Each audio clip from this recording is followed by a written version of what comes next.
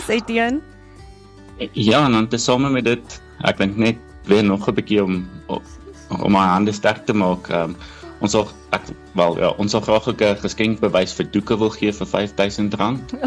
En dan ook vir kruideniersware, ook vir R5,000, net om 'n bietjie finansiële verligting te bring. En ja, en ek dink in die oploop in die feesseisoen, net bietjie seën te saai.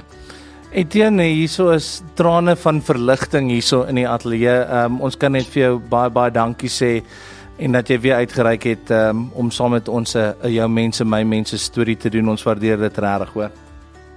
Nee, dit is 'n groot plesier. Dit bly groot voorreg om net te kan deel. En ja, die gesegde lei mos, it takes a village to raise a child. So, ons is daai gemeenskap en ons staan agter julle.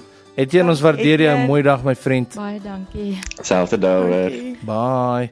En dan, Beniets, ons weet, een ding wat nog druk op jou plaas is jou voertuig en die feit dat hy al van Februarie nie af nie ry nie en jy moet by die werk kom, so jy betaal so baie onnodige geld aan alternatiewe opsies, 'n Uber en 'n Bolt, en so jou motor staan tans by 'n werkwinkel, ook by 'n vriend van die program.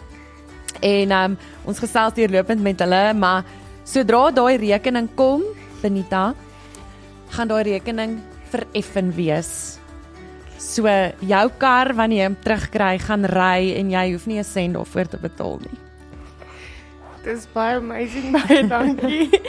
Ek het nie gedink daai dingetjie gaan ooit weer ry nie.